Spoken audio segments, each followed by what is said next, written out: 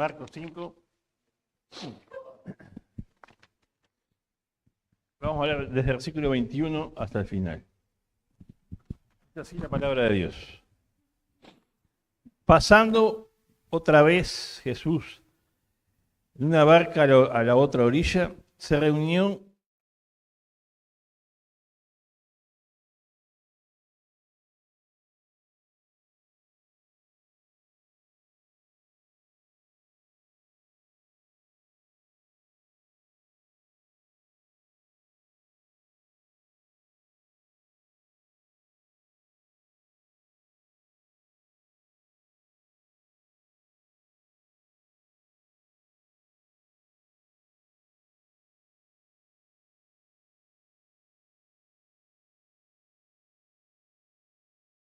pero una mujer que desde hace 12 años, hacía 12 años, padecía de flujo de sangre y había sufrido mucho de muchos médicos y gastado todo lo que tenía y nada había aprovechado, peor.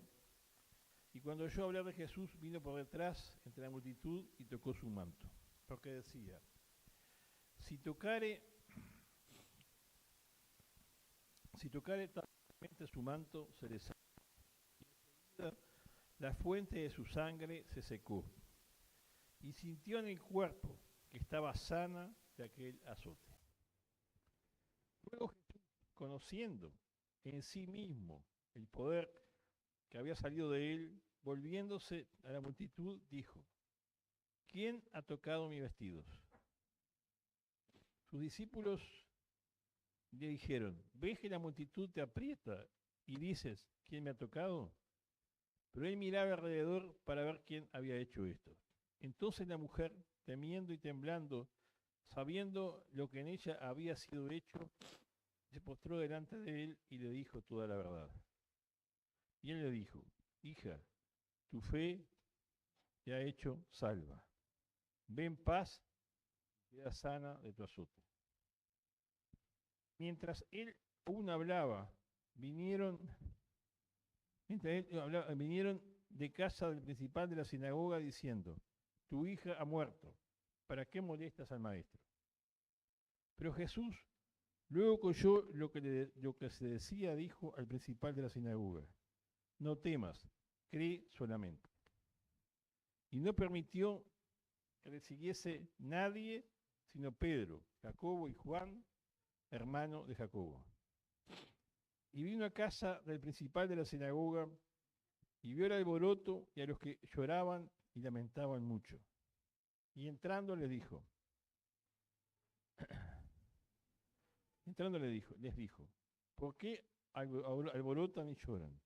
La niña no está muerta, sino duerme. Y se burlaban de él, mas él, echando fuera a todos, tomó al padre y a la madre de la niña, de los que estaban con él, y entró donde estaba la niña. Y tomando la mano de la niña, le dijo, Talita Kumi, que traducido es, niña, a ti te digo, levántate.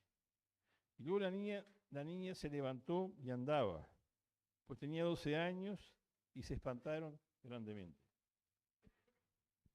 Pero él le mandó mucho que nadie lo supiese, y dijo que le dieran de comer. Te damos gracias, Padre, por tu palabra, y ahora al pensar en ella te pedimos que tú nos bendigas, que nos enseñes, que sobre todas las cosas nos hagas conocer eso que de Cristo aquí se conoce, Señor, esa misericordia, ese poder, esa gracia tuya, Señor, ese servicio de Él, que podamos realmente conocerlo y recibirlo para nuestras vidas y compartirlo. En nombre de Cristo, amén. El Evangelio según San Marcos presenta al Señor Jesús como el siervo de Dios,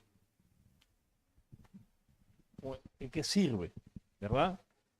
Es un evangelio escrito en forma especial para los romanos, que eran los que detentaban el poder por la fuerza de aquel tiempo y que les interesaban las cosas prácticas, los hechos, ¿verdad?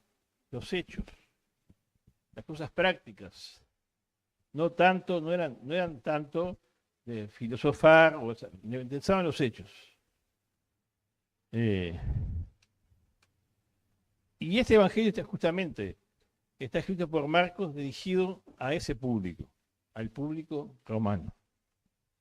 Y si ustedes han estado observando el desarrollo de lo que hemos estado viendo a través de los domingos, ustedes ven cómo Jesús va haciendo milagro tras milagro. Milagro tras milagro. Y uno va aprendiendo lo que es el pasaje clave del Evangelio según San Marcos. Que es ese que dice, el Hijo del Hombre no vino para ser servido, sino para servir, para dar su vida, rescate por muchos. Ese es el pasaje clave de este Evangelio, es ese. El Hijo del Hombre no vino para ser servido, sino para servir, para dar su vida en rescate por muchos. Y uno cuando mira este Evangelio, uno ve a una persona poderosa, muy poderosa, que es Jesús, que es el Hijo de Dios, mostrando misericordia y compasión hacia las personas, manifestando y ejecutando obras con su poder, pero nunca para él mismo, sino para servir a los demás. Sí, ustedes piensan en los hechos que hemos visto, en los distintos milagros que hemos ido viendo, por ejemplo, mirando de los últimos, Jesús libró al endemoniado gadareno, ¿se acuerdan? Fue a ese lugar y había un hombre que era esclavo de los demonios y fue librado por el Señor. El Señor desarrolló su poder, ¿para qué? ¿En beneficio de quién? De ese hombre que estaba, estoy resfriado porque estoy español. De ese hombre que estaba endemoniado.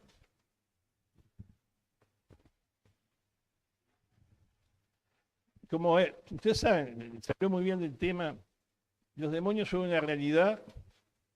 En otras culturas esas manifestaciones son más frecuentes, también lo son en nuestra cultura. Y yo no me voy a ir del tema, pero les quiero decir que eso es real. Los demonios existen y Cristo es más poderoso que los demonios. Pero ayer en la comunión de hombres comentaba de un caso penal que hubo en Maldonado, donde un pai abusaba de niñas. ¿Se escucharon ustedes? ¿Algunos escucharon? El hombre abusaba de niñas y el caso demoró mucho en resolverse. Y el cuento cortito, después es interesante hasta leerlo. Pero las personas que intervenían, fiscales, jueces, sentían y vieron la presencia del demonio, de espíritus, de seres sobrenaturales. ¿Por qué les cuento esto? Porque esas cosas no son una fantasía ni algo pasado en la historia. Esos seres, el demonio existe, Satanás existe, y la obra de él existe, y se manifiesta de distintas maneras, ¿verdad?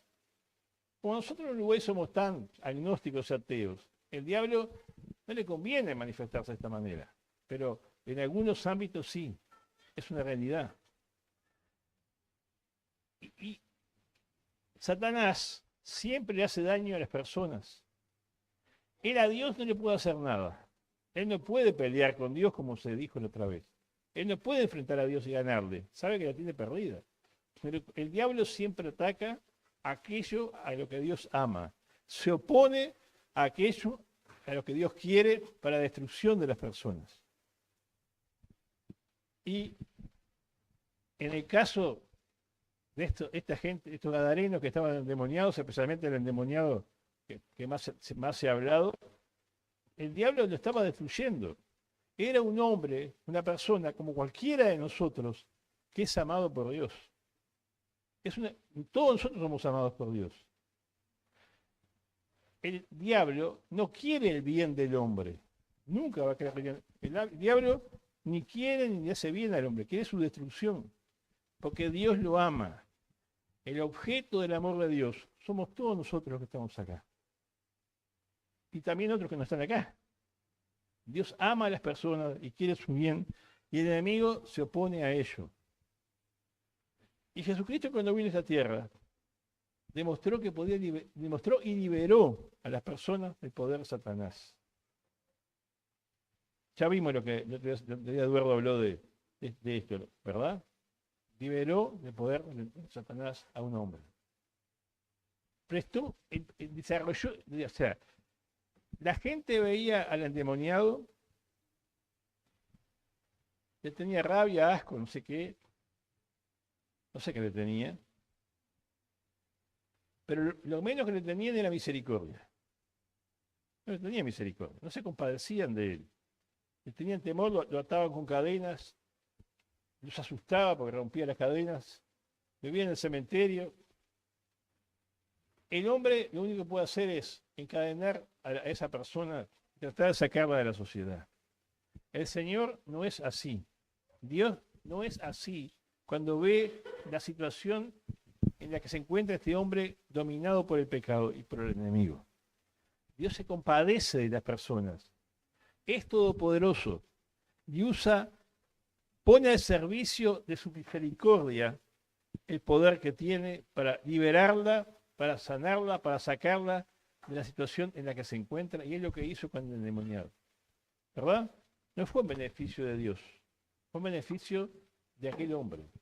Y uno va mirando para atrás y piensa en el poder de Dios sobre los elementos naturales. Cuando cruzaba con sus discípulos y el mar se embravece, los discípulos piensan que se van a ahogar, el Señor se pone de pie y calma la tempestad, calma la tempestad.